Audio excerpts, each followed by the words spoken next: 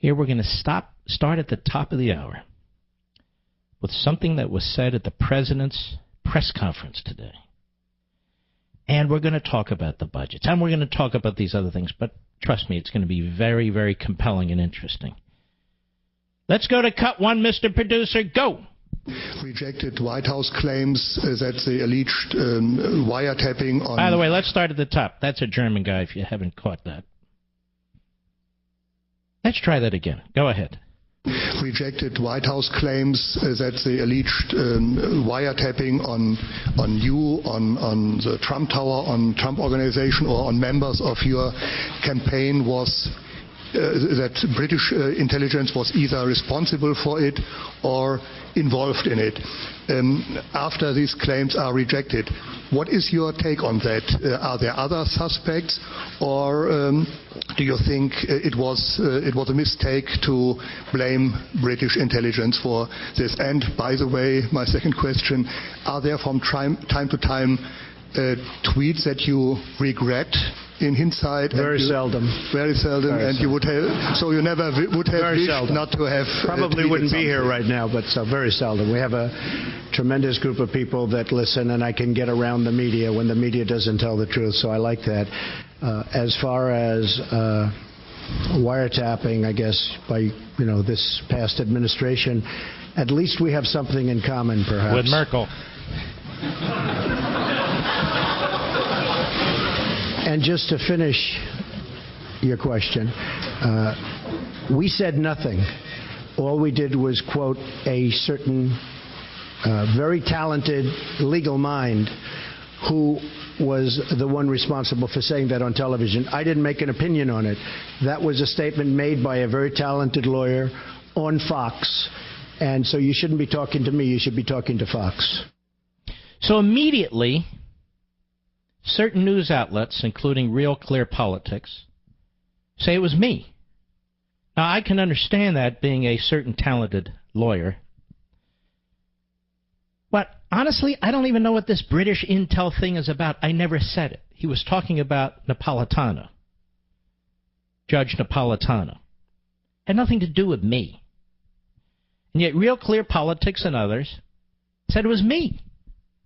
Again, I don't even know what this British intel thing was all about. I wasn't paying any attention to it.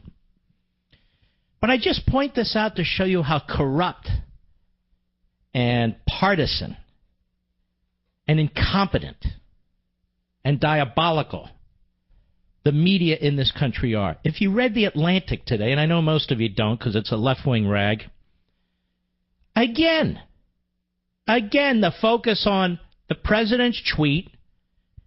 And where did this come from, this knowledge about Obama ordering taps on his wires? It must have come from Mark Levin, gone through Breitbart, never came from me. How many times have I discussed this? My entire radio programs for the last 4 years are public. You can download them. My appearance on Fox and Friends Sunday morning after the president's tweet, when I was asked, do you think this occurred? And I said, I'm not Nostradamus. How would I know? The next day, the next night, I'm on Hannity. The media cannot help right now but lie and deceive and insinuate. And let me tell you why. Because I kicked them in the nuts. That's why. That's right, and I said it. And I am demanding that the media be held to account for the last several months of reporting on the so-called Trump and Russia ties. The question is, did they lie? Did they insinuate? Did they tell the truth? And the media will not take responsibility for their reporting. That's what's going on. They've been caught red-handed, and I mean red-handed. The New York Times, McClatchy, The Guardian, the BBC, CNN, and the rest of them. The rest of it is a shameful period. And there have been a lot of shameful periods, but it's really the lowest of the low for the media in this country to be taking a left-wing Democrat meme that somehow the Russians were in collusion with Trump Trump's campaign, Trump's transition, Trump's dog catcher, Trump's whatever, pilot, I don't know. And they keep pushing that out there to delegitimize him, to delegitimize the election. And in my view, if the reporting is accurate, then the administration used police tactics. They go, oh, police tactics, can you prove it? I can't prove anything. I am proving you in the media to be the phonies and frauds that you are. There would not be congressional investigations today in the House and the Senate. There would not be statements being made by the chairman and the ranking Democrats on these committees, but for my show 2 Thursdays ago, I guess it is. Because somebody at some point with a national audience, with a national forum, with a microphone, had to call these people to account. And I'll tell you what caused me to really jump into action. When I saw what they were doing to Jeff Sessions, the Attorney General of the United States. Mr. Producer, open your microphone. I saw what they were doing to Jeff Sessions, that the man had to actually recuse himself from investigating this area because he had a meeting with the ambassador from Russia. Oh, holy smokes. 10 minutes before I got on the air, I told Mr. Producer, get ready, watch what I'm going to do. Is that not right, Rich? That is correct. That is correct. I had enough of it. And so I pulled together not even all the media reports, numerous media reports, and I said, all right, let me tell you what the media is saying, what they are saying. And I put it together. And they have been on defense ever since. This is why they are obsessed with Donald Trump's tweet. They're not obsessed with actually finding out what took place now. Now they don't care. Now they pivoted. Now they moved away. They would prefer that there weren't FISA courts involved, and we don't know. They would prefer that 16 federal departments and agencies plus the NSA weren't involved in investigations. Now they would prefer, right? Back then they couldn't wait to tout it, or at least to leave it hanging out there, leave the cloud out there. It got so bad that Democrats were calling for special prosecutors. We need a special prosecutor to get to the bottom of this. And I kept saying, get to the bottom of what? And so now we get more yellow crap journalism out of the phony Atlantic paper, left-wing kooks and conspiracy theorists, hacks. Where did this start, this tweet with Donald Trump? It must have been Mark Levin's Thursday show. Couldn't be my show. Because I never said Obama was tapping Trump's wires or whatever, phone calls. But it doesn't matter. We know that he wasn't. That's pushed aside. Now we want to know all the rest. Now we want to know if all these reports in the past were accurate. So why don't the media want to know if they're accurate? All they keep doing is running around on Donald Trump's tweet. Donald Trump's tweet. Got it, got it, got it. Move it aside. Move it aside. I stick by what I said Thursday. But the media won't stick by their own stories. The media won't stick by the media. Now, they have a problem, ladies and gentlemen. After you're there, you hear them, you see them, you read what they say. Week after week, month after month, same damn thing. Democrats, reporters, Democrats, repeating each other, quoting each other. You got John McCain jumping into the mix, Lindsey Graham jumping into the mix. Well, now the question is really quite simple. It's a 3-part question. Were the media lying to the American people? Were the media insinuating things that they couldn't prove? Or were the media telling the truth? Now, this is what we need to know. This is what we need to know. So today, even today, the media lie. Donald Trump's talking about Judge Napolitano. And the media say it's me. Now, as much as I like Judge Napolitano, he may be the senior judicial analyst at the Fox News channel. I am the greatest judicial analyst on the Mark Levin show. I'll be right back. Always writes very intelligently, whether you agree with him 100% or not. He writes this, hot off the presses. Monday will be a moment of truth for the assortment of President Donald Trump's critics, who like to call themselves the resistance. FBI Director James Comey and National Security Agency head Admiral Mike Rogers are scheduled to testify before the House Intelligence Committee on Russia's influence of the 2016 election. Let's hope we get some much-needed answers on what the government knows about Trump's associates and their ties to the Russian government. Because since the summer, Democrats and their allies in the press have pushed the theory that the Russian state has undue influence over Trump and that his campaign may have colluded with Moscow to hack the election. It's a grave charge. In fact, he says, if true, the president should be impeached. That's what Eli says. But let's move on. Trump won the election, but the allegations about the Russia connection have hobbled his young presidency. General Michael Flynn, Trump's first national security advisor, is gone. Jeff Sessions, his attorney general, has had to recuse himself from all Trump-related investigations. There are now multiple probes in Congress. On top of this, Trump's Russia policy for now hardly looks like a quid to any Russian, hardly looks like a quote to any Russia quid. Cabinet members say the U.S. has no plans for lifting sanctions imposed on Moscow for its invasion of Ukraine. The Justice Department has just brought charges for the first time against Russian operatives for hacking Yahoo email accounts. Trump next month will meet with China's head of state. No such meeting has been scheduled yet with Russian President Vladimir Putin. The Russians now publicly worry that the political environment in Washington has scuttled Trump's efforts to reset the relationship with the Kremlin. Not bad for the Democrats, considering there is no evidence yet to support the central allegation against Trump, that he's either compromised by or collaborated with Russia, which is a core message the media have been pushing for months. 4 months. But it would be a mistake to conclude that all of this is good for the Republic, or for that matter, those resisting the Trump presidency. There are two reasons for this. First, there's a problem of overreach.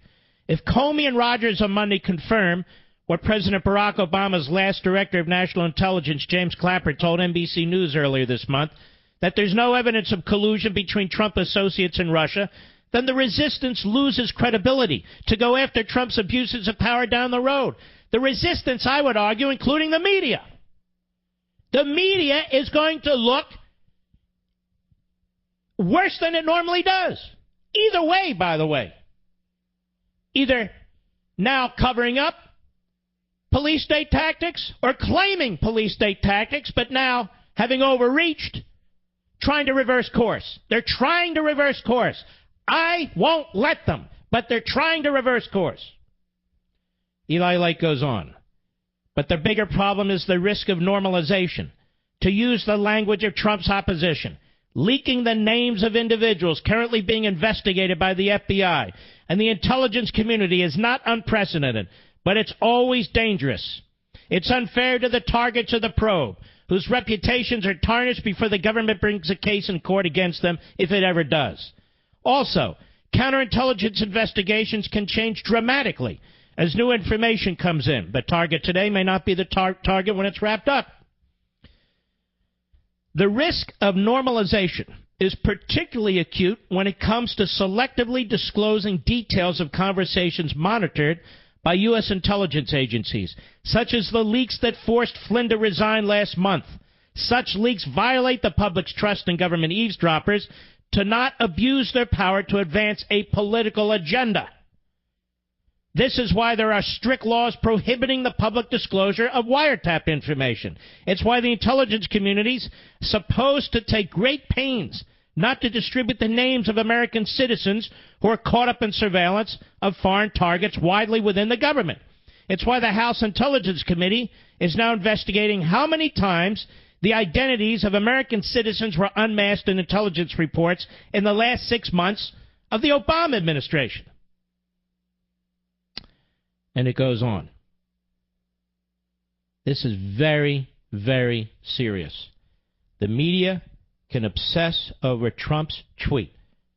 They can try and use it against people like me. It ain't going to work. The truth will win out. The truth will win out. They have built a case against Trump, against his campaign, against the transition, against his presidency, against his policies, trying to smear him over and over. I'm talking to somebody who supported Ted Cruz in the Republican primaries, but of course supported Trump come September to defeat Hillary Clinton, like millions and millions of the rest of you. But this has nothing to do with that. Absolutely nothing to do with that. I'm speaking as an American disgusted with the fraudulent media in this country that took the ball the Democrats threw to them and ran with it. And still run with it. And still run with it. So the question is really quite simple. Did the prior administration, in fact, use police tactics, as has been reported by the media? Or did the media lie over and over and over again in the aggregate to try and tie Trump to the Russians? Now, which is it? Either way, ladies and gentlemen. So they leave a message with somebody in my office. We want to do a timeline on this Donald Trump tweet. I'm thinking, how about do a timeline on these various investigations that have been reported? Are they true? Are they false? What's going on? No. We want to do a timeline on the Donald Trump tweet. What would that take, 14 seconds? Anyway, we'll give Mr. Levin until Monday to call us. You know what? Screw off. Think I fear you? I despise you. But we will see what you print on Monday or Tuesday, and we will expose you. It just so happens I have more listeners than you have readers. Yes. The L.A. Slimes. You know what that paper's good for? Bird cages. Wrapping fish. Do they still wrap fish in newspaper? No. It would make the fish thick. So they don't even do that. That's why these old media outlets are dying. They're dying. They're leftists. They're Praetorian Guard. They have no interest in getting to the truth. None whatsoever. That's what we have found out, not only over the years, but certainly over the last few months. Certainly over the last few months. All right. Let's move along here. Something extraordinary happened on the Ninth Circuit Court of Appeals, a.k.a. the Ninth Circuit Court of Schlemiels. 5 originalists wrote an opinion. 5 originalists stepped out and said, we reject what that panel did, that 3-judge panel. This is a remarkable thing. I want to read this to you. It's from Law News, and I'm sure it's good because Law News is founded by Dan Abrams of ABC News. And let me say this to you, Dan, and I say this with the highest compliment. You've got the greatest toupee in America. I mean this. But that's beside the point. Robert Barnes, writing at Law News, this is extraordinary. He says, in one of the most ruthless opinions issued of fellow panel judges, 5 judges from across the political spectrum in the Ninth Circuit went out of their way to issue an opinion about a dismissed appeal. That is, this involves this executive order on immigration. To remind everybody just how embarrassingly bad the prior Ninth Circuit state panel decision was on Trump's travel ban. The 5 judges included the famed and most respected intellectual among the Ninth Circuit, Alex Kaczynski, a Reagan appointee. By the way, he was appointed to the circuit when he was 32 or 33. And I was the first guy to vet him and sign off on him. He doesn't even know this. Little old me, the king of judicial analysis on the Mark Levin show. That's right, Kaczynski. The others included Jay Bybee, Consuelo Callahan, Carlos B., who is terrific, by the way, Carlos Bay, Sandra Ikuta. Nobody other than the original panel came to the defense of the original panel decision, a less than promising start for future approvals of district court interference in presidential immigration policy. In other words, these 5 judges wrote a brutal decision against that panel. And the panel defended itself, but none of the other judges defended the panel. What you are witnessing, ladies and gentlemen, and the backbenchers are all repeating it, is in fact a silent coup. That's right, I said it. And I've been attacked by the media day in and day out over this. And remember my first book, Men in Black. Remember that book. Let's continue. The language of the opinion was almost Scalian. The 5 Ninth Circuit judges noted their obligation to correct the manifest errors so bad that the fundamental errors confound Supreme Court and Ninth Circuit precedent. The district court questioned any judge issuing a nationwide TRO without making findings of fact or conclusions of law on the merits of the matter and conducting published opinions on seminal matters of national security based on oral argument by phone involving 4 time zones. Aside from the procedural defects of the process, the 5-panel jurists then noted the deep legal in other words, what they're saying is, you didn't even give this a serious hearing. You didn't really look into the facts. You didn't really look into the law. The litigants weren't even in the courtroom. You were in such a rush to overturn what Trump had done.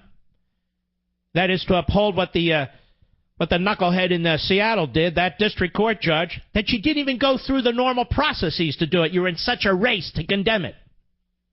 They go on. Aside from the procedural defects of the process, the 5-panel jurists then noted the deep legal problems with the panel's order. It's ahistoricist. I can't even pronounce this.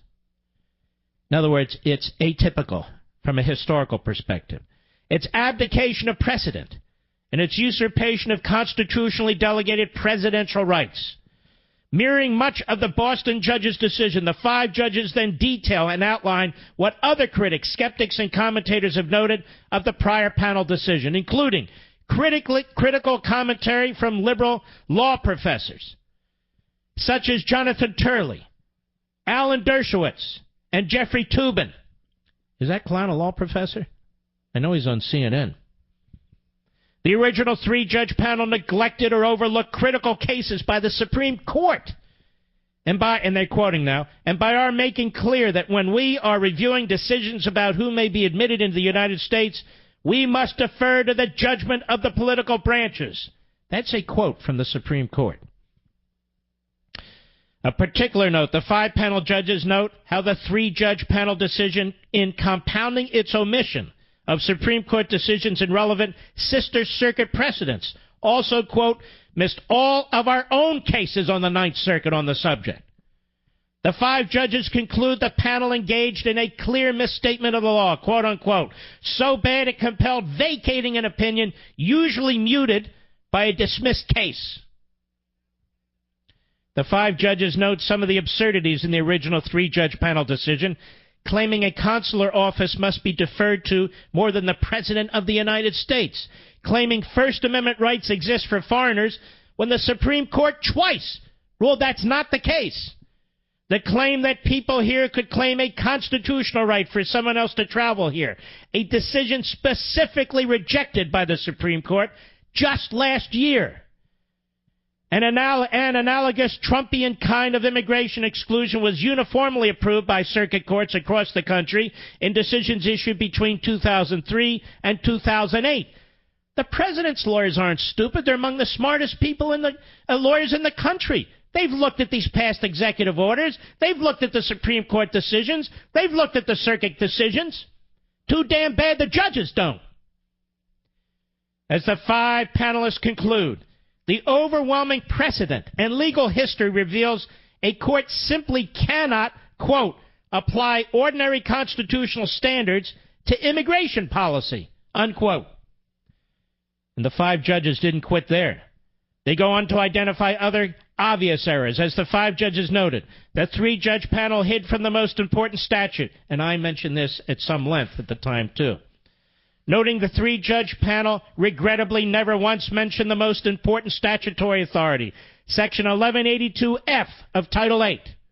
Additionally, the 3-judge panel, which gives the president the authority in virtually every circumstance to limit, to control, to manage, to stop immigration.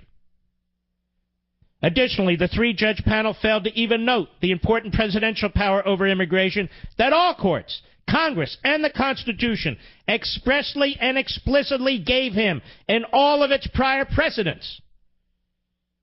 Unsatisfied with that harsh condemnation, the 5 judges go even further. The judges concur with the Boston judge. Remember, there was a Boston District Court judge that threw it out and made all the rational arguments based on the Constitution, the statute, and judicial precedent, and said, get out of my courtroom. The judges concur with the Boston judge's understanding of rational basis review and condemn the Seattle judges and the 3-judge panel's misapplication and elemental misunderstanding, hold on here, of what rational basis is. As the 5-judge noted, quote, so long as there is one facially legitimate and bona fide reason for the president's actions, our inquiry ends. The issue is whether a reason is given, not whether a judge likes or agrees with the reason. That means the executive order sufficed, and no further consideration of the reasons for Trump's order were even allowed. The 5 judges still weren't finished.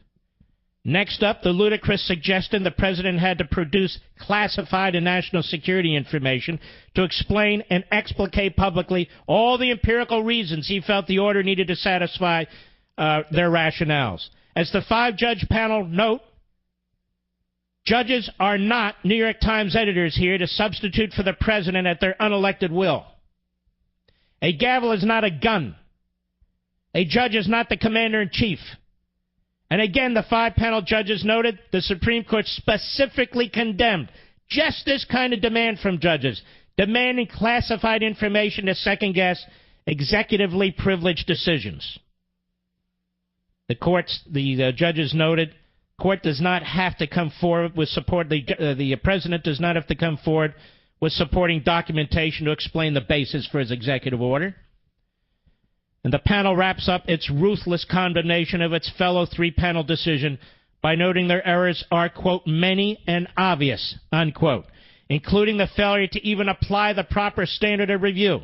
As the 5 judges wisely noted, we are judges, not platonic guardians, and the great losers of the 3-panel decision are those that believe elections matter and the rule of law deserves respect, as both were sacrificed for result-oriented judges who ignored the law and evaded the historical precedent to try to reverse the policy outcome of the recent election. This is written by Robert Barnes of California. He's a trial lawyer. Now, it's worse than this. So the president's lawyers rewrite the executive order. It is legally bulletproof. Absolutely legally bulletproof. They drop a country. The word Muslim isn't mentioned in any religious context. They cite to the necessary citations, and it is shot down by 2 judges. One in Hawaii, a former classmate of Barack Obama's, and one in Maryland. 2 Obama appointees who abuse their office, who abuse the Constitution, who've endangered this country, who have taken steps that are absolutely deplorable and unconscionable. And they are applauded by the liberal media. And they are applauded by the ethnic front groups. And they are applauded by attorneys general throughout this country representing various states. You know what this is, ladies and gentlemen? A rogue judiciary. You know what else this is? Tyranny. If you cannot rely on judges to be judges, then we're no better than any third world banana republic. I'll be right back. Sip a Coke, look at a website, go down the stories, first the left column, then the center column, then the right column. Laugh at their own ingenuity. Tell the same one-liners over and over again. We kick butt 5 nights a week. That's what I do. I wish this bag under my eye would just go away. If that sounds like you every morning, you're not alone. Bags and puffiness under the eyes are a problem for millions of American men and women. Unless you use Genucel, the plant stem cell treatment from Chamonix, then you'll have no bags and puffiness. Listen to Susan from New Jersey, and here's what she wrote. I've been using Genucel for a couple of months. The puffiness around my eyes is gone. Even the crow's feet and small lines have disappeared. I love your product. Not only Susan, folks, my mother loves Genucel. My mother-in-law loves Genucel. My friend, the cardiologist, Teddy, he loves Genucel. They all use Genucel. I'm not kidding. They all use Genucel. And the results are incredible. And with its instant effects, you'll see results in the first 12 hours or your money back. Call now, and you'll save big on Genucel's risk-free limited-time offer. Call 800-SKIN-604, 800-SKIN-604. Plus, right now, during the Chamonix Spring Clearance event, Chamonix will give you an instant $50 coupon while supplies last. $50 coupon while supplies last. Don't wait. Call 800-SKIN-604, 800-SKIN-604. That's 800-SKIN-604. Now, we've been waiting for corrections from the Associated Press, from the Washington Compost, now Real Clear Politics, and they're never forthcoming. They're never forthcoming. Well, that seems to be the way it works. All right, let us check out our call screen. I'm trying desperately. Hold on, everybody. Here we go. Got it. By the way, before we do that, I've talked at length about the media. I've talked at length about these judges, about these intellectually corrupt, result-oriented judges. What do they have in common? What's the common theme? What's the common theme with the media today and the judiciary today? That's not to say we don't have some good judges and some good reporters. The problem is the word some, not most. There's some. The common theme is the progressive ideology. It is corrupting. It is destructive. It is dishonest. Whether it's applied in the media, which it is, whether it's applied by the courts, which it is, whether it's applied by legislators, which it is, the bureaucracy, presidents, it is. It's a dishonest, corrupt ideology, and that's what these have in common. That's what they have in common. Let us go to Susan, Charlotte, North Carolina, on the Mark Levin app. Go.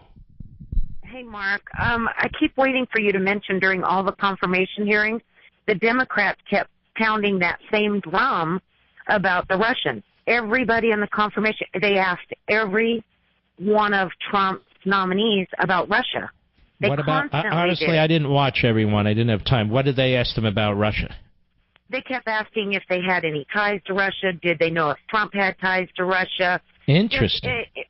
All of their questions, I watched almost every confirmation hearing, and they just kept pounding that drum. Then they would go out on the Senate floor, I watched the senators, and they would do the same thing. Let me ask you a question.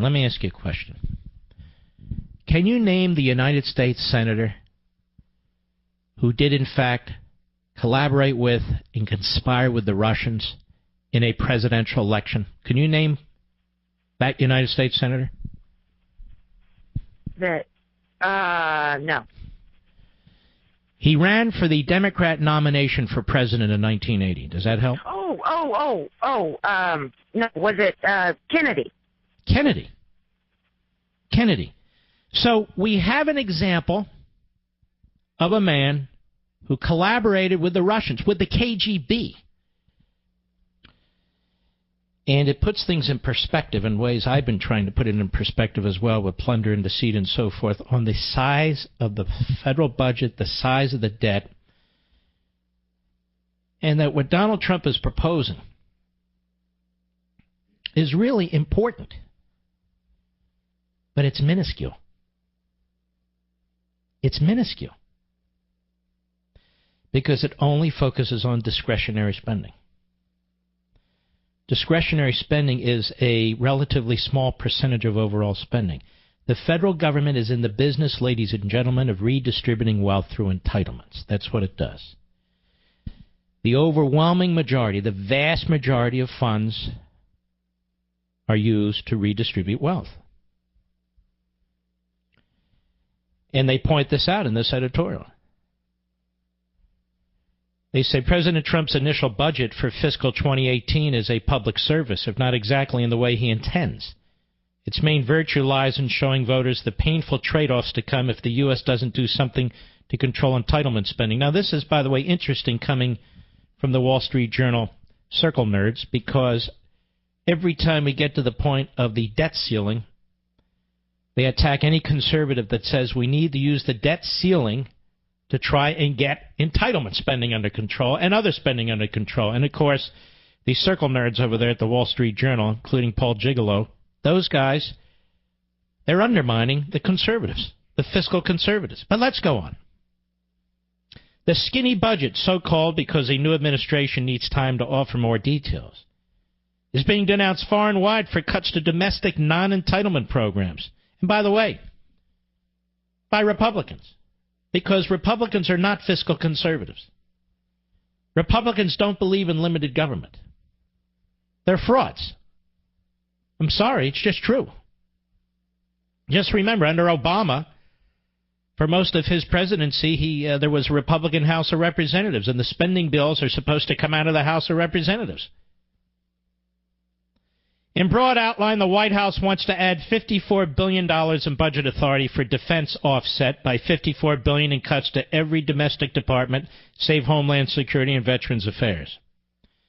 Critics are portraying these domestic cuts as shocking, while Mr. Trump is advertising his defense increases as the largest in history. They're both wrong. The annual federal budget is now more than $4 trillion, so the White House is proposing to shift a mere 1.35%. 1.35% to defense from other priorities. That's it. The proposal does represent a sharp change in priorities after the past 8 years, when Barack Milhouse Benito Obama squeezed defense in favor of domestic accounts. Defense spending has fallen to about 3% of the economy from 4.7% in 2010. You know, I've said this before, so let me say it again so the media can repeat it. Barack Obama did more damage to the United States military than Russia, China, Iran, and North Korea combined. His slashing of the United States military, our Air Force, our Navy, our Army, our Marines, our Coast Guard, his slashing of the United States military is so bad and was so bad. I'm just saying that he did more damage to the United States in that regard than our enemies could possibly have done. Now, they go on. The proposal does represent a sharp change in priorities after the past 8 years, which we just mentioned. Domestic discretionary spending boomed under Obama until the GOP Congress began to rein it in after fiscal 2011. The number of full-time equivalent federal employees increased even with the GOP limits to an estimated 2.137 million this year from 1.978 million in 2009. It's incredible. The notion that this is a wholesale, much less cruel restructuring of the federal government is a fantasy that only Washington would attempt to promote. Take the defense increase, which is welcome, but not even close to Ronald Reagan's buildup. The proposal is a 10% increase over the 2018 budget cap set by the Budget Control Act. But it's only 3% about what Barack Obama proposed in his final budget, as he tried to neutralize the defense issue during the presidential campaign. Most of this money will meet urgent needs and operations and maintenance to keep planes flying and troops trained and moving. A serious defense budget that begins to meet Mr. Trump's pledge to build a 350-ship Navy will have to start with the fiscal 2019 budget expected in May. In other words, it's not a 10% increase. It's really a 3% increase, and that just maintains sort of what we have. We need a massive increase in defense spending. Massive. As for cutting domestic non-entitlement programs, it's hard to argue that the federal government couldn't use a top-down scrub. Would the American people even notice if the Agriculture and Labor Departments had to cut their budgets by 20.7% or Commerce by 15.7%? Then again, the specific spending proposals are a combination of the sensible and head-scratching. The White House wants to cut $5.8 billion from the National Institutes of Health to $25.8 billion, which is bad policy and puzzling politics, writes the Wall Street Journal. Spending on medical research, especially in this era of biological breakthroughs, is one place where government meets a need the private sector can't entirely fill. There's also bipartisan support for NIH, so Congress will spend more anyway. On the other hand, the White House is right to want to save $3 billion by defunding the Community Development Block Grant Program at Housing and Urban Development. This is a political slush fund for developers and progressive activists that has spent $150 billion since 1974 with little community development. Mr. Trump, they write, is also picking fights with some of his political opponents by proposing to zero out such long-term untouchables as the Public Broadcasting and National Endowments for the Arts and Humanities Department. The programs are small relative to the $4 trillion budget, but it's fair to ask if taxpayers should still have to subsidize PBS in an age with hundreds of cable channels and social media networks, and Levin TV and CRTV. Oops, I just added that. Every program should have to defend itself against, say, grants for Alzheimer's research. A good political rule for conservatives is if you're going to propose cutting a program, you might as well try to eliminate it. So, as you can see, this is actually a very, very good editorial for the Wall Street Journal, which is always backing the establishment and the rhinos and always backing the debt ceiling increases. What are you going to do? You're going to go broke? Of course, we wouldn't go broke, but so they do not have the political will, the circle nerds at the Wall Street Journal. They do not have the political will when the time comes, when we're at the precipice legislatively, to press the case. But when it really doesn't matter, they're pressing the case. And it's important that case be pressed. So we're not only not addressing entitlements, which the trustees of Social Security and Medicare say are going to go broke. And each year that goes by makes it increasingly more difficult for younger people to cope with it and to find a way out of this. In other words, leave the people who are on it alone, leave the people who are almost on it alone, maybe people 50 and under. Something has to be done, or they're going to have nothing. Nothing. And there'll be a massive debt on top of it, unfunded liabilities. And yet nothing's done about it. And so 1.35% of the federal budget is really being moved. And you would have thought something horrific was happening, because this is how it works with the progressive media, the progressive Democrats. This is how it works. And you have all these phony front groups, these left-wing front groups. They have employees. They expect grants.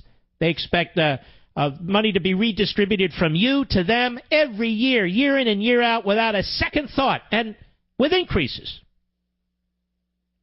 Now, we had a caller last night, and he said, look, cut, but what the hell are you cutting the Meals on Wheels for? What are you cutting Meals on Wheels? I almost said Wheels on Meals, but I don't know what that is, actually. And so there's a fellow, Eric Sherman, in Forbes magazine, who takes this on. He says, liberals, stop saying that Trump will kill all Meals on Wheels. He says there's much about the Trump administration's actions and decisions that could reasonably concern one. The latest block of information to digest has been the budget blueprint, which is an unrealistic fiction of what the country needs and where to most effectively spend money, he writes. Criticism is fine and necessary. However, there's a tendency for people who oppose Trump, and sadly for journalists covering the administration, to jump into every utterance and decision with, as public policy Spinal Tap think tank would say, the dial turned up to 11. A clear example is the claim in some media outlets that the proposed budget would kill Meals on Wheels. The relevant Department of Housing and Urban Development section of the budget contains the following language, quote, eliminates funding for the Community Development Block Grant Program, a savings of $3 billion from the 2017 annualized CR level. Now remember, We just talked about the Community Block Grant Program and how the vast majority of that is really a sop to left-wing front groups and developers. The federal government has spent over $150 billion on this block grant since its inception in 1974, but the program is not well targeted to the poorest populations and has not demonstrated results. The budget devolves community and economic development activities to the state and local level and redirects federal resources to other activities. That's a quote. Then the fellow writes, Meals on Wheels, a program that supports the delivery of meals to seniors who cannot afford food or cannot prepare it, started in Australia and has been in the United States since 1954. The program serves 2.4 million seniors every year and does get funding from the Community Block Grant Program. But the situation is complicated, and saying that the budget eliminates the Meals on Wheels program is factually incorrect. According to the Meals on Wheels annual IRS filing for 2015, it is not a government program.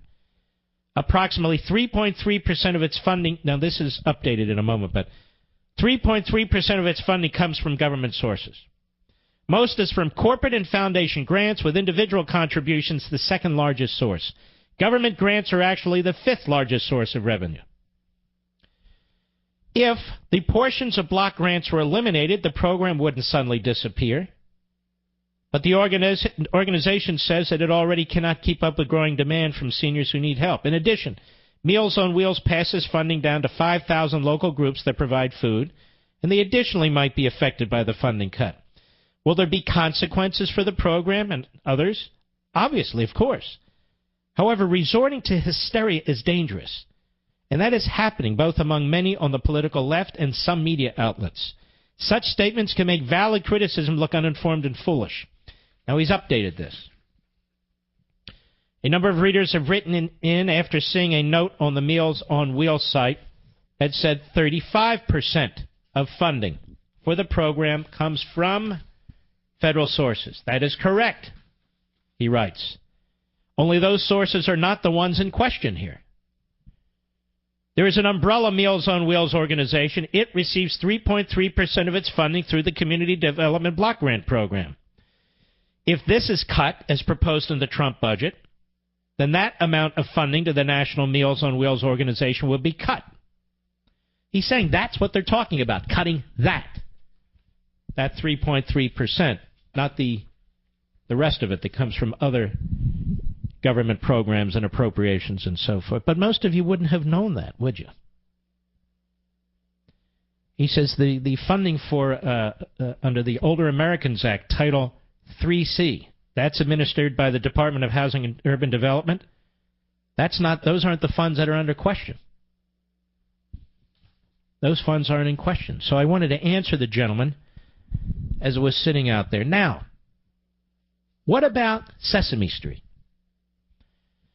Now, ladies and gentlemen, several years ago when Sesame Street came up again, because this is what PBS does, it uses Sesame Street, or it did, as a justification for all of its bloated salaries and so forth. I said I will put together an investment group and buy Sesame Street. It's a cash cow. It's a cash cow. I will buy Sesame Street with a group of others, and we won't run any commercials. In fact, I could put it on Levin TV, or we could put it on, at the time I said, we'll just put it on a cable network or what have you. Because the merchandising alone is worth millions, tens of millions of dollars. Well, nobody took me up on that. Now, I want to get into Sesame Street and Big Bird in just a minute. You need to know these things, because this is the stuff they flop out there when we try and save the country and make sure that our children and grandchildren don't sink in debt as they're going to if we don't do something about this. I'll be right back. There's the poster child of President Trump's terrible spending cuts. The Daily Beast story on Trump's budget proposal to cut taxpayer funding to the Corporation for Public Broadcasting features an axe-wielding man about to chop Big Bird's head off. Politico has a story titled, Can Big Bird Survive Trump? In a Jimmy Kimmel Live segment mocking Trump's budget, Donald Trump fires Big Bird. Well, let's take a look. Last year's Sesame Workshop had $121.6 million in revenue. Of that, $49.6 million came in distribution fees and royalties, and $36.6 million in licensing of toys, games, clothing, food, and such. In 2014, only 4% of its revenue came from government grants. Despite being a taxpayer-supported nonprofit, Sesame Street Workshop pays its top executives fabulously well. According to tax filings, the most recent of which covers 2014, then President and CEO Melvin Ming was paid more than $586,000 in salary and benefits in the 9 months before he retired, which included a $37,500 bonus and $18,700 in benefits.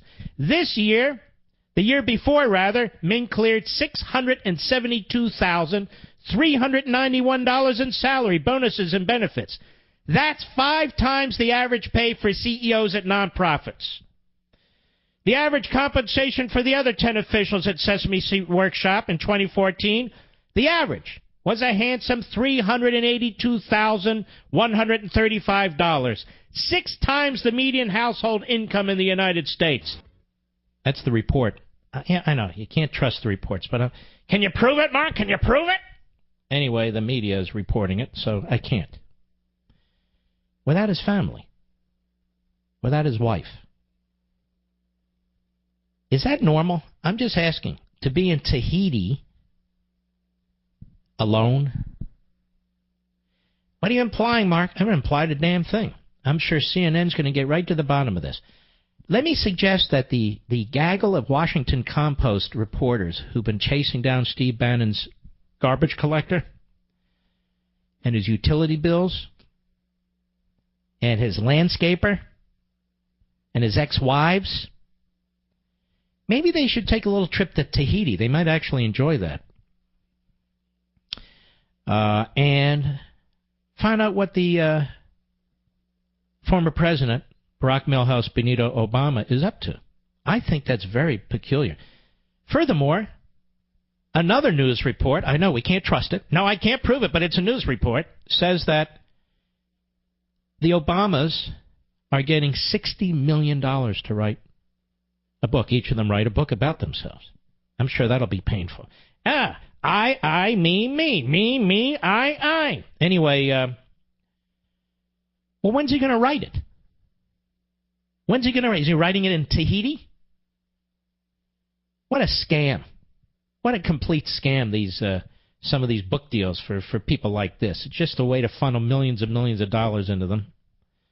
And guy's going to have 3 autobiographies, one dumber than the next.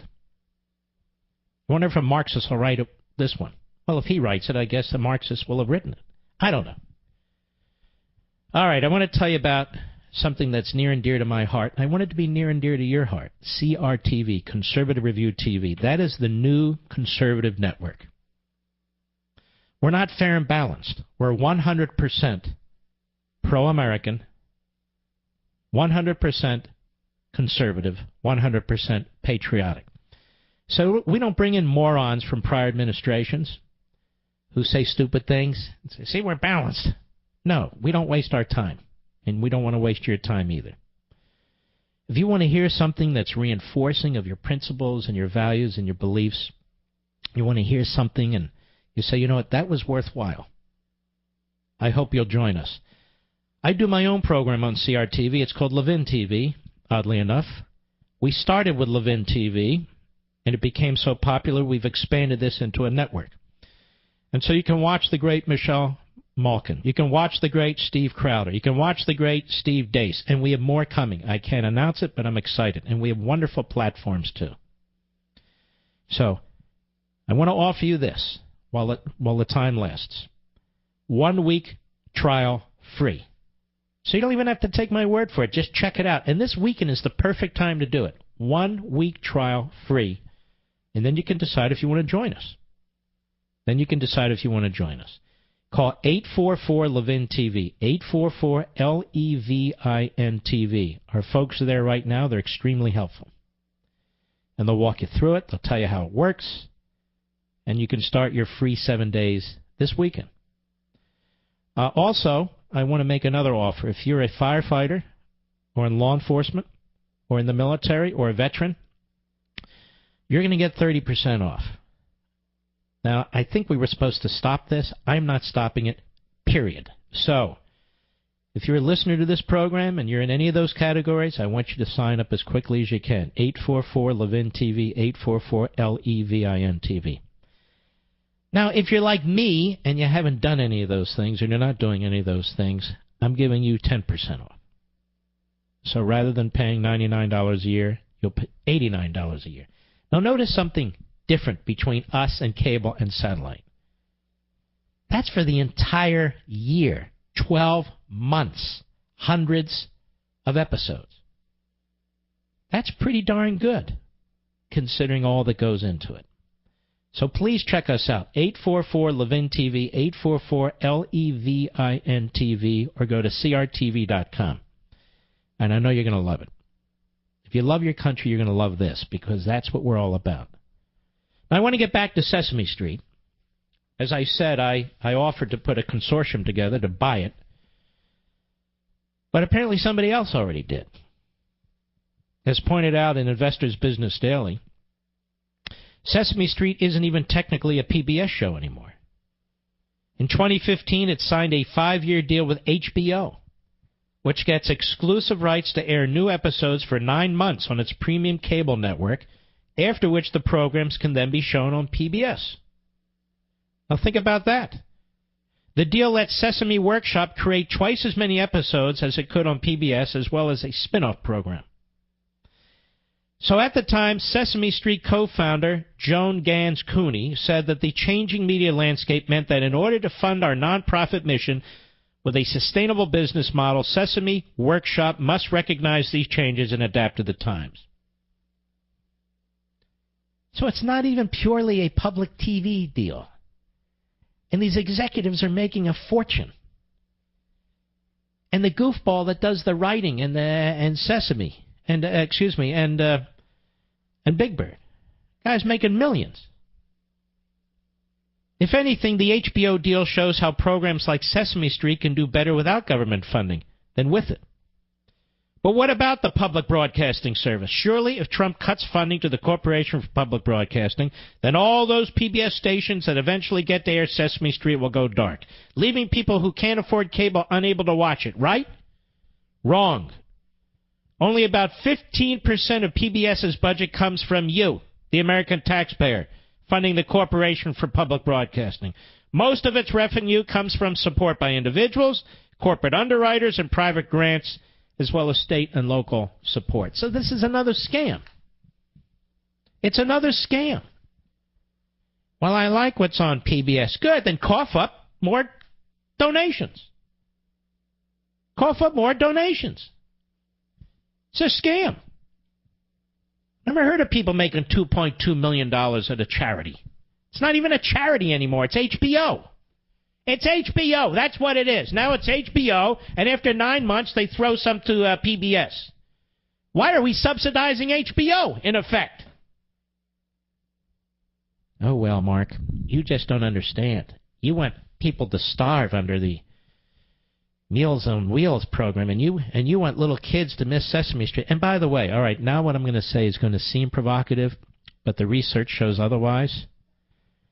What the hell do you learn from Big Bird, really? What do you learn? Your ABCs, your 1, 2, 3s? That's what we're supposed... I mean, we're going broke funding public schools. Can't they teach ABCs and 1, 2, 3s? What else are they teaching? Your little kid how to go to the toilet? Well, that's not up to Big Bird. That's up to you. Well, what else are you teaching your kid with Big Bird? Seriously. I don't know. Well, we like Big Bird. We like Big Bird. Do you like... Yes, Michelle Obama's healthy eating. Remember that one? She was on there. So it does propaganda, too. I can give you Michelle Obama's healthy eating. Take a piece of cardboard, put some mustard on it, and eat it. And I'm sure Barack Milhouse Benito Obama in Tahiti is going to be watching a strict diet there. Low sugar, low salt, all that kinds of stuff. Anyway, CNN, I do have an idea. Rather than chasing windmills, why don't you go to Tahiti? A couple of you guys and gals, you might actually enjoy yourselves. No, don't pay for prostitutes. That's not good. Anyway, go to Tahiti and find out what Milhouse is up to. Seriously. By the way, who wants to stay a month in Tahiti? Don't you go nuts after a while? Oh, it looks great. Oh, it looks great. Oh, it looks great. Then what? Then what? Yes. You know, I despise Jimmy Carter. I despise Jimmy Carter, but at least when the guy leaves the presidency, he at least goes through the motions, right? Habitat for Humanity. Right? Something like that. Or Bush working with the wounded soldiers and the Gold Star family. Obama, he's calling all his buddies the billionaires. He's what do you call that when they're flying over the ocean? That's with the sky kites and all the rest of it. And then he's in Tahiti and his wife. He leaves his wife behind. Where is Michelle, by the way? Do we know where Michelle Obama is, Mr. Producer? I'm just curious. Kite surfing, that's what it is. Yeah. By the way, Sesame Street has announced a new transgender character. Where's the old transgender character? So I'm just thrilled that we keep funding this HBO project, which makes millions and millions of dollars for its executives, for its whatever, for the actors and all the rest, millions of millions, but it's for the children. A new transgender character. Well, what does a transgender character do on Sesame Street? Seriously. How does this play out? I don't know. How does that play out? What, the voice changes from one show to the other? The clothes change from one show to... By the way, may I say, Big Bird? I think Big Bird has transitioned. I think Big Bird has transitioned. I think he's transitioned into something that is asexual. But I could be wrong. I don't watch it anymore. I'll be right back. Brett, everything's fine. Everything is fine. You haven't done anything wrong. Just stick with me, brother. Stick with me. Somebody should put me in for the Pulitzer Prize, I think. Or some kind of journalism award. As the... you got Napolitano over there at Fox. He's the senior judicial analyst. I've decided I'm the Chief Justice judicial analyst. But that said, seriously, somebody needs to put me in for an award. Don't you think so, folks? Nobody has done a better job of exposing the media now than I. No brag, just fact. And more is going to come. On Monday, they're going to turn their howitzers toward me and you, and we will fight back. Because they're going to be revealed as the frauds that they are. They've already have been. That's why they're upset. Wait a minute, I didn't mean that there's an investigation. Can I prove that there's an investigation? They're talking to themselves now. Which side of this am I supposed to be on? I'm confused. Yes. Do I report this or don't I report this? I know what we'll do. Right-wing conspiracy, like Hillary Clinton. Right-wing conspiracy. Doesn't work that way, boys. That doesn't fly.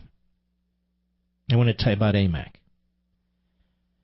We had this big Republican win in November. Of course, it shocked the media. It shocked a lot of people. I believe it even shocked the candidate. But it was a wake-up call. It was a wake-up call. And while I don't agree with everything that the president is doing, I agree with a lot that the president is doing.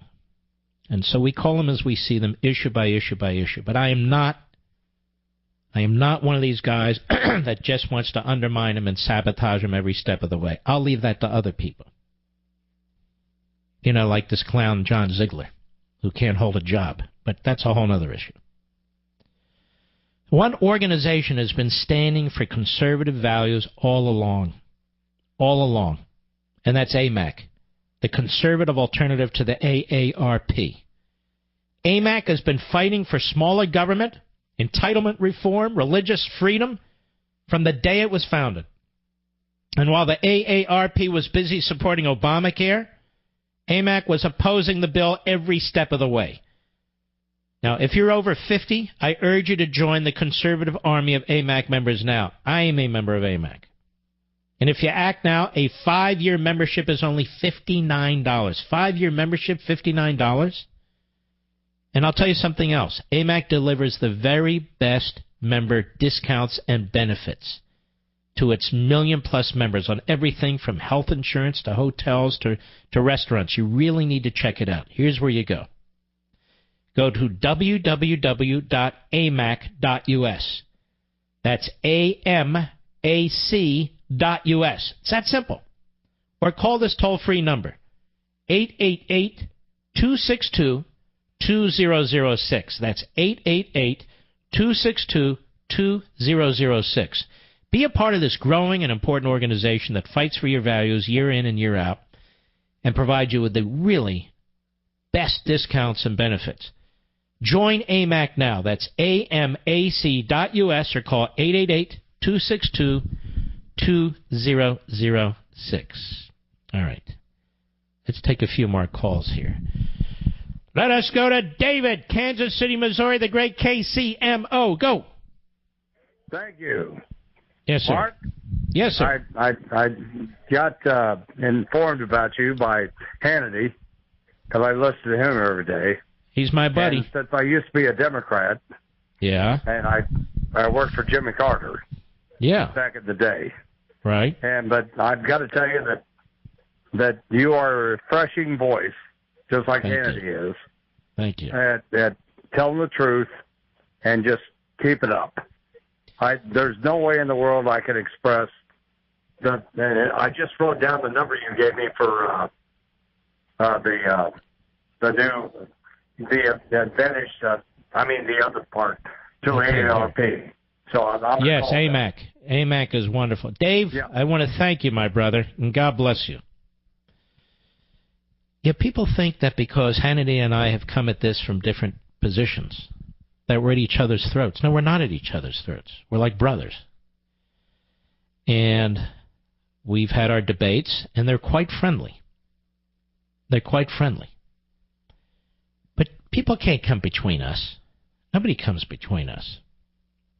That's what family's about. That's what friendship's about. That's what loyalty's all about. We had our differences during the primaries and so forth, but so what?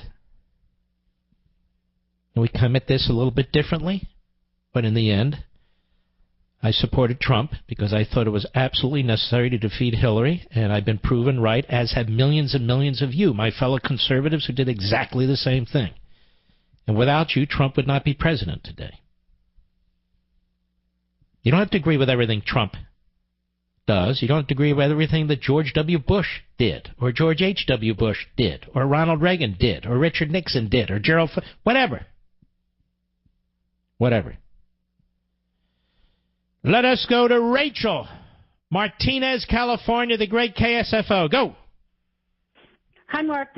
Hey, my grandmother was on that Meals and Wheels when she was about 97 years old, and I took her off. It's absolute crap. Oh, really? They should stop funding it. I don't know how much of it is government funded or privately funded, but just like PBS, they should check to see what the salaries are for those people. It's they would be doing the elderly a favor if they got rid of it. It is absolute crap. The only issue for me is there's about 15% of it is funded by the federal government, and the fact of the matter is, excuse me, that's not correct. 3.3% of it is funded in the program that they want to take out. The rest of the funding through a different part of HUD continues. So we just step up and we donate more of those who support it, and it'll be taken care of. But, these things are looked at in a vacuum. The fact of the matter is these things add up, and we have trillions and trillions of dollars in debt. And we're all going to be eating off of Meals on Wheels if this keeps up. You can't destroy a society. Now, we were just talking about Hannity briefly. Somebody called in and CNN, and it just happens that I have a piece here about the two, and I want to mention it to you. And it's in Breitbart by Matthew Boyle. And the attack is on Sean Hannity at CNN. CNN is a disreputable pretend news outlet. They had their person, Donna Brazile, who was feeding questions, to the Democrats and so forth. All this goes on, CNN behind the scenes. If we only knew everything, it would be so obvious. But they report they're attacking Fox News' Sean Hannity, smearing his reputation with a phony story about him allegedly pointing a gun at liberal Fox News contributor Juan Williams. I saw this earlier today somewhere else, too. I guess it was CNN. Dylan Byers, one of the media writers at CNN, who works for media industry defender Brian Stetler. Oh, the dummy twins. Printed a story on Thursday alleging, quote, last year, after ending one of his many spirited on-air arguments with liberal contributor Juan Williams, Hannity pulled out a gun and pointed it directly at Williams. Byers cited 3 sources with knowledge of the incident to make the claim. I happen to know that Juan Williams and Hannity are friends, by the way. I don't know how Hannity does it, but there you have it. Let's see. He even turned on the laser sight, causing a red dot to bob around on Juan Williams' body, Byers wrote, adding in parentheses, quote, Hannity was just showing off, the sources said, but the unforeseen off-camera antic clearly disturbed Williams and others on the set, unquote. Byers added in the next paragraph, another CNN, this guy Byers, that the alleged incident was investigated and was determined nothing had happened. For the record, this is a quote, Hannity's colleagues brought the Williams incident to the attention of Fox News executives, though it's not clear whether anything came of it, Byers wrote. I mean, these are the guys reporting on Russia and Trump. I mean, this is the whole... And then when you call them out, do you have proof? Proof of what? You wrote the damn story. The sources said it went to Bill Shine, the network's co-president and a longtime Fox News executive who's Hannity's longtime friend and former producer. A Fox News spokesperson said the incident was referred to legal and human resources departments, unquote. Byers buried deep in the story the actual quotes from Fox News itself and Hannity and Williams themselves. All of them are saying the incident is being way overblown by CNN. Well, imagine that, which is one of Fox's competitors and is lagging behind Fox in the ratings and is constantly under fire for printing fake news stories like this one. Quote, Sean Hannity has been trained in firearm safety since he was 11 years old and has a license to carry a gun in 5 states, including New York, Fox News said in its statement. The situation was thoroughly investigated and it was found that no one was put in any danger. Hannity himself says that CNN's interpretation of events is outright false reporting. Imagine that. While discussing the issue of firearms, I showed my good friend Juan Williams my unloaded firearm in a professional and safe manner for educational purposes only, Hannity said. Every precautionary procedure that I'd been trained in since the age of 11 was followed. I've had a concealed carry permit in 5 states for all my adult life. Any other interpretation of this is outright false reporting. Now, the kicker is Williams himself, well, he says the whole thing is being blown out of proportion. Quote, this incident is being sensationalized. Everything was under total control throughout, and I never felt like I was put in harm's way, Williams said, according to the CNN report. It was clear that Sean put my safety and security above all else, and we continue to be great friends. So this is a nothing burger. This is another phony, fraudulent, fake story by a phony, fraudulent, fake network trying to take down another host. Trying to take... This Brian Stetler guy is really a loathsome guy. He really is a hack. He's like 31 or 32. He looks all of 78. No offense. But he really is a dumb guy who is ideologically motivated. I mean, a really dumb guy. And so they give him a Sunday show. And, of course, he's a dumb guy. He earned his creds at the New York Slimes. So he's got all the bucket list stuff going on. Next thing you know, he'll be on the Rachel Maddow show. But I've had my own dealings with this guy. He's a gotcha guy. He's not interested in news or anything of the sort. And he brings down CNN like all the rest of them. And, of course, Sean is tweeting out CNN is as hysterical and insane as Rachel Maddow. It's a good one. I like that one. Or this one. Oh, by the way, I never did karate in my life. Another lie. Let's see. So naturally, according to CNN, the network president, Donald Trump, is called very fake news. Learning self-defense and properly and safely handling a firearm in a way that makes nobody feel unsafe is now a bad thing. Even though both of the subjects of the story, Hannity and Williams, have challenged the report, Dylan Byers is publicly standing by his report. I stand by my reporting, Juan, every word, 110%, he tweeted out. I stand by my reporting, Sean, he tweeted out.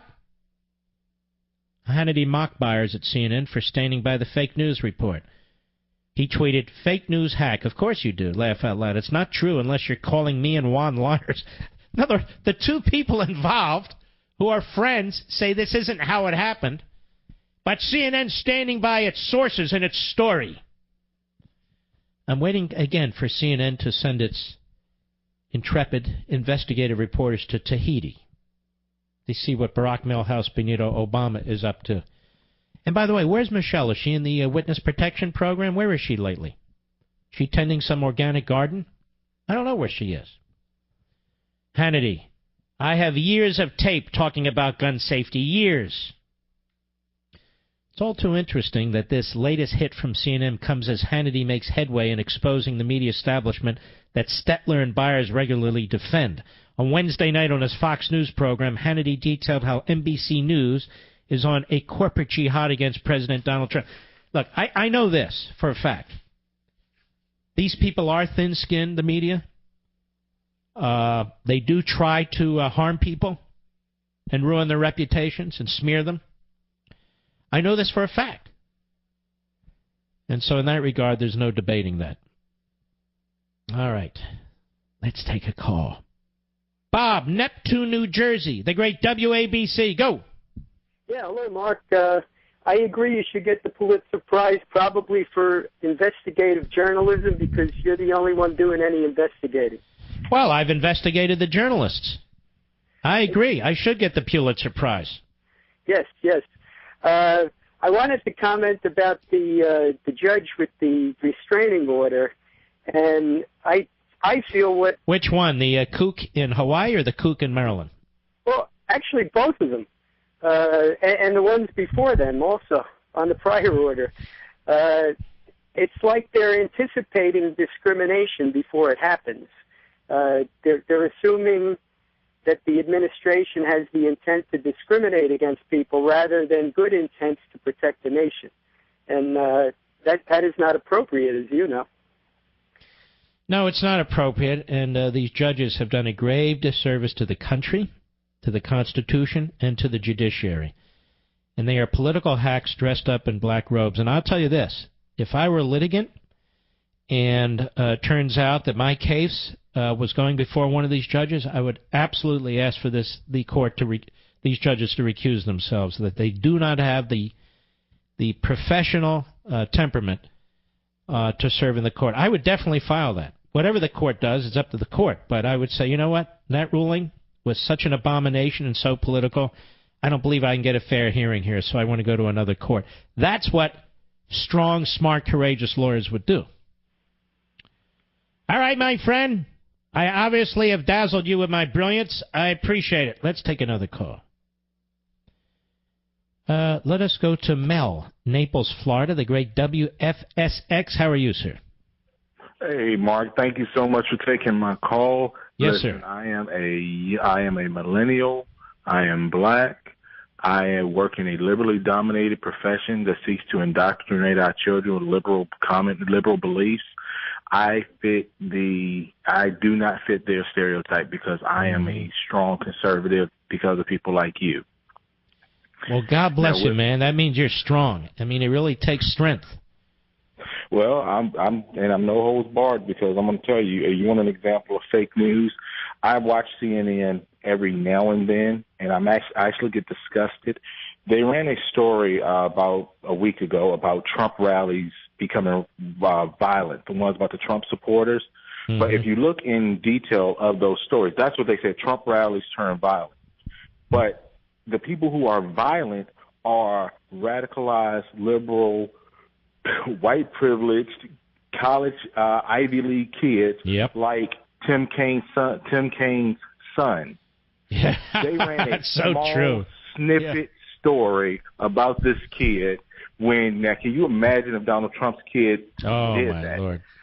Now, with that being said, I'll be real quick. I want to just want all your listeners to listen up.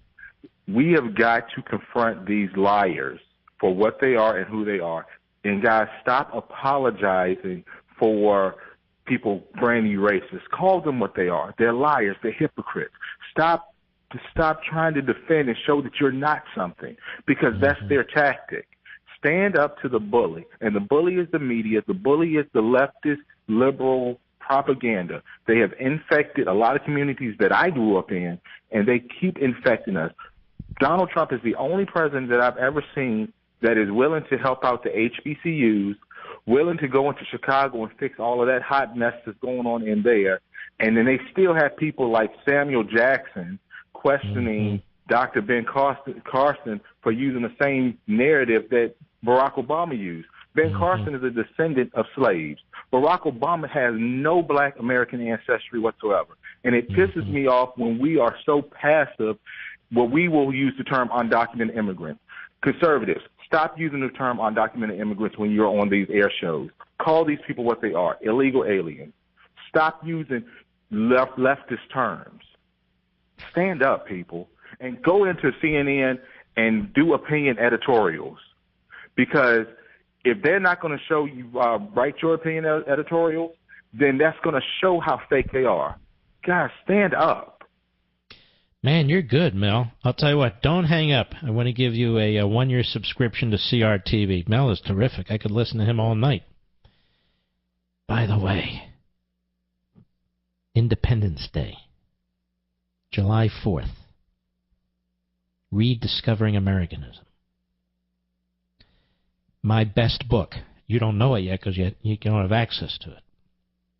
But it is my best book, and I've written some damn good books, let's be honest. But this is my best book, Rediscovering Americanism, and I think the timing is perfect. And it just so happens we're releasing it on Independence Day, July 4th. And the subtitle is "In the Tyranny of Progressivism." Check it out on Amazon.com. Mr. Producer, why don't you pop it up on our social sites, if you will. And by the way, the cover's not so bad either. Check out that cover. The publisher keeps insisting on putting me on the cover. So finally I agreed. And I think the photograph really does describe the contents of the book in some respect. You'll see what I mean when you look at it. So you can get it on Amazon.com, right? They're already discounting it. How do they discount a book that hasn't even been printed yet? But what can I tell you? It is completed. And you can jump in there now. Rediscovering Americanism. I'll be right back. Where are all the new Russia and Trump stories since my broadcast 2 Thursdays ago? Where are all the new Russia and Trump stories? The only stories have been his tweeting and these committee hearings, which we called for as well, which I believe we helped trigger. Where are all the new leaks on more of the Trump personnel and so forth? Have you noticed? Am I wrong about this, Rich? I don't think there have been any. I haven't found any. Perhaps Brian Steltler over there will find some for us, or his sidekick, Dylan, whatever their names are. But seriously, I haven't seen any Russia-Trump stories, collusion. In fact, you see the opposite now. No, we didn't mean there's collusion. We meant there isn't collusion. Well, what did you mean? We don't know. We're result-oriented. We're the Praetorian Guard. We're progressives. We got to figure this one out. Let us go to Daniel, Sunnyvale, California. The great KSFO. I lived in Sunnyvale, California for about a year, right off Lawrence Expressway, on a little street called Waxwing. Do you know where that is, sir? Yeah, I do. And actually, I can pull up your permit history if you've ever pulled a permit over there. Can they? Did they put a little monument to me there? Probably not. There's a bunch of libs over there. Oh, really? When I was over there, they were fairly solid. But, things change. Yeah. How may I help me? Before I get to my point, I want to let you know that I did what you suggested, and I tried Stan's Donuts. And to use your word, they are unbelievable. What did I tell you? They are. What did I tell you? I get nothing out of this, and I don't want anything out of this. The fact of the matter is Stan's Donuts. Now, look what you did. I can't even get to Stan's Donuts, and now I'm thinking about it again. Hey, sorry about that. They are unbelievable. Anyway, go right ahead. This is his first book, and it's a blockbuster already. The Shroud Conspiracy. It's a novel. And it's absolutely brilliant thriller. And John, you may have heard him on my show before. He's executive director of the Reagan Library and Foundation. And it's just spectacular. I don't read fiction books, but I read this book. And he told me, don't give it away, so I'm not going to give it away. But you can guess the central theme. But it brings faith and science and adventure and travel all over the world together. So if you're looking for a book to take your mind off of what's going on, and also that's very intriguing and bracing and certainly entertaining, it's The Shroud Conspiracy by John Hybush. Let's put that on my websites too, Mr. Producer, on my social sites, so people have easy access to it on Amazon. If you order it today, you'll get it on Monday. So, or if you can go to Barnes & Noble, any major bookstore, and get it right now, tonight, or get it tomorrow. And I want to strongly encourage you to do it. It is a great book. Some people have compared it to Dave Brown's books. Others have compared it to Indiana Jones-style books. It really is a combination of those things. And it's just spectacular. So I think you'll enjoy it very much. ZipRecruiter can help the best talent to your business. Successful businesses hire great people, and ZipRecruiter makes it easy for you by providing hassle-free job postings and easy candidate screenings. And with ZipRecruiter.com, you can post your job to 200-plus job sites, including social media networks like Facebook and Twitter, all with a single click. ZipRecruiter has been used by Fortune 100 companies and hundreds of thousands of small and medium-sized businesses. No juggling emails or calls to your office. Quickly screen candidates, rate them, and hire the right person fast. Find candidates in any city or industry nationwide. Just post once and watch your qualified candidates roll into ZipRecruiter's easy-to-use interface. For the perfect hire, you need to be on all the top job sites, and now you can with ZipRecruiter. And right now, for you, my beloved audience, you can post jobs on ZipRecruiter for free, by going to ZipRecruiter.com/Levin. That's ZipRecruiter.com/Levin. One more time to try it for free. Go to ZipRecruiter.com/Levin, Levin. It's a terrific service. Wonderful sponsor. I think you'll like it a lot. Mr. Producer, let's get cut, 9 ready. Congressman from Florida, he's terrific, by the way, Ron DeSantis. I'm a big fan of his. There was a hearing yesterday involving a Judge Alex Kaczynski, who I mentioned to you earlier, of the Ninth Circuit Court of Schlemiels. And Alex Kaczynski, when he became a circuit judge, I believe he was 32 or 33, I actually had to sign off on him before it went to President Reagan. But that said, DeSantis is obviously honing in, drilling down, and doing exactly the right thing. I want you to hear this exchange from yesterday. Cut 9, go. What are the checks on the courts as you understand the Constitution? I mean, Congress can pass a statute. Maybe its president signs it. It goes beyond Congress's authority. You guys, or infringes the Bill of Rights. You guys can have a case before you. You can effectively check the Congress through a concrete case. You guys get it wrong. Your district court gets it wrong. Supreme Court gets it just grievously wrong. How do the American people check bad court decisions? Well, if I may say so, when the Supreme Court speaks, by that gets it right. If the Supreme Court interprets the Constitution, that's what the Constitution says. That's the way our system works. Well, I disagree with that. I mean, I think if you look at cases from like the Dred Scott decision in other states, courts are not infallible. And I think you're a very smart guy. I like a lot of your opinions, and I think you're very principled. But I really disagree with that. This is not speaking ex cathedra from this building over here. They do get it wrong. And I guess your argument to me is that there is no recourse for the Supreme Court. 5-4 decision, even if we think it's way outside what the Constitution is, there's no mechanism for us to check that, correct? Well, yes, we can amend the Constitution. Yeah, well, that's I wish. But the Constitution has been perverted. The courts have seized authority. And so the checks and balances are broken. And more than that, this word virtue means everything. Without virtue, you cannot have a republic.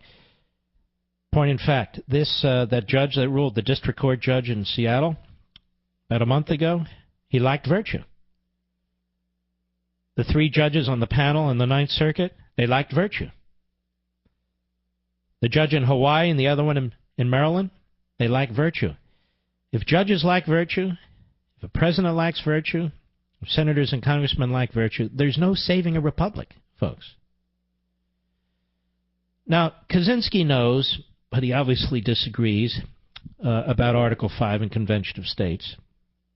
The people do have recourse, a constitutional, legitimate, civil, rational recourse that embraces the entire body politic. But he doesn't mention it. I don't know any judge who likes it. Because whether you're an originalist or an activist, you like the power of the courts. Then you like to write about it. And so this is a problem. But of course there's recourse. And that's there's a second recourse too. And I've written about it before. It's true.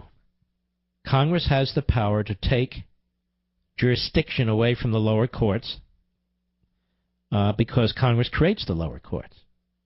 I don't encourage Congress doing this all the time, but I would encourage Congress to do it from time to time, certainly once. For instance, this is a prime example. What the courts have now done on the president's executive order. And trust me, if Congress even came close to doing that, they would get the attention of the activists on the courts, and they would have to be a little bit more careful about what they're doing. But right now, you basically heard what Kaczynski said, there's no recourse. If, in fact, you live within the progressive box that's been built for us. I refuse to live in that box. I can read the Constitution as well as anybody else. There's an Article 5 there.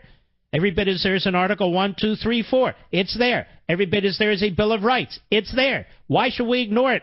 Ignore it to our own detriment. What's the point of that? So, in any event, thought you'd want to hear that. Let's take a couple more calls. Let us go to Daniel, Farmington, Michigan, Sirius Satellite. How are you, sir? Good, Mr. Levin. Thank you for taking my call. Yes, sir. I'll try to be real brief here. Long story short, I kind of discovered you a little bit over a year ago, and through the waning years of the Obama administration, I kind of found myself disagreeing with a lot of the things that were going on, and I'd get into some conversations or overhear some people discussing some things, and I felt like I didn't quite have the background or the knowledge to kind of defend my positions. And I just wanted to say, since I've been listening to you, I listen to Andrew Wilkow and Sean Hannity during work, and you're on the radio on the way home. And I just want to let you know that you're providing me with the information I need to be able to justify my disagreements, my thoughts, my feelings. It was so hard to try to find information, from a conservative Catholic point of view. Like I say, a lot of these things I don't agree with, and listening to you and following you on Facebook and pointing out articles and things that I felt like I almost have a degree in Mark Levin now, that I can justify my concerns. I'm sorry? I thank you. You're very kind. I appreciate that. Well, what brought it to light and why I wanted to give you a call is how you've been getting the blowback with the whole Donald Trump and the wiretapping thing. I just want to let you know that you got a fan out there, and to keep up the good work and keep the faith. Well, thank you, brother. I'm going to send you a copy of Plunder and Deceit, too. That'll arm you up really good with a lot of information, too. I appreciate that. Thank you very much. Yeah, we have millions of Levinites, of which I'm deeply blessed. And I know I am. Susan in Pennsylvania on the Mark Levin app. Go. Yes, Mark. Thank you. I just want to tell you, I really liked when you make me laugh when you imitate Mitch McConnell. But anyway, I'm calling about the fact that you're discussing the government waste with Sesame Street and the other NPR and all of that. And I'm in low-income housing. I'm totally eligible. And I know of the block grants being misused. I know of a small housing authority that the woman who was the manager of took the grants and gave her son the money to start a plumbing business. I know that another apartment, they had advertised that a certain apartment complex was going to get block grants, and when it was in the paper, and then when one of the tenants went and said, when are you going to start working with that grant money, they said, we didn't get any. So the apartment managers have taken the money, and there's not enough oversight from the state, or the people that live in these places don't have the courage or knowledge to report it to the state. The utility allowances, which every tenant's supposed to get. I know of another manager that was recalculating the tenant's rent and contribution, but kind of adding to the $50, so it made it look like they were getting the $50 utility, but they weren't. And I could mention other things, the Meals on Wheels. Another thing I have heard of recently is that Medicaid pays for transportation for people that are enrolled in a methadone clinic, and these methadone clinic is funded all by the government, taxpayer Medicaid money. I've got to go. And what you're pointing out is so true. It's across the board, hundreds of billions of dollars every single year in horrific waste. Horrific waste. Let me tell you about Tisha, who owed the IRS $14,000. She was in a mess of trouble, and the IRS was aggressively pursuing her. So she called my friends at Optima Tax Relief. That was a smart move. The Optima team quickly protected her, stopped the threats, stopped the aggressive collection actions, and went to work solving her tax problem. Not only did Tisha end up not paying the IRS $14,000, Optima got her a $7,000 refund. You believe that? Case closed. Of course, all outcomes are different. But if you owe the IRS back taxes or you haven't filed in some time, you know they're coming for you, right? And don't even think about going it alone. I trust Optima to solve my listeners' tax problems. They're A-plus rated and have resolved over $500 million in tax debt for their clients. Your call and consultation are free and confidential. Call 800-499-6300, 800-499-6300. That's 800-499-6300. We'll be right back. Mark, it's an honor to speak with you. I just wanted to thank you because you really turned me on to conservative talk radio probably about 8 years ago. So 8 years ago or so, and I've been listening to you ever since. So thank you. Thank you, my friend. I just wanted to point out, because I don't think I've really heard anybody discussing this. So beyond all the other issues with this most recent travel ban ruling, the back around the time for Obamacare, the Democrats and Obama, they kept selling us on, it's not a tax, it's not a tax. Well, come Supreme Court time, all of a sudden it was a tax, and that wasn't even mentioned when they were discussing the case, that they had tried to sell it as not a tax. Well, now here we go with Trump, and all of a sudden what he said in the past makes this big difference in today's ruling. That is a great point, and that just further underscores the politicization of the judiciary. And if the judiciary is politicized, then there's no hope for upholding the rule of law, and they can talk about judicial review and judicial independence all they want, but when judges become politicians, then they ought to be treated like politicians. Anyway, my friend, I appreciate your call. It's an excellent point. And again, I want you to check out the argument I have in the Liberty Amendments, at least when it comes to the Supreme Court, for term limiting Supreme Court justices, and also empowering Congress and the state legislatures, 3/5 of both houses of Congress, or 3/5 of the state legislatures, having the power to overturn a Supreme Court decision within 2 years, not to rewrite it, not to amend it, but to kill it. There's no reason why one justice in so many cases, 1 out of 9, 5-4 decisions, and so forth, should have such powerful sway over the entirety of the country. To me, it's important to hear what they have to say and for them to rule, but in the end, I think the broader body politic. Not majoritarianism, not populism, republicanism. All right, folks, it's Friday in honor of you, my listeners, and the American people, Ray Charles and America.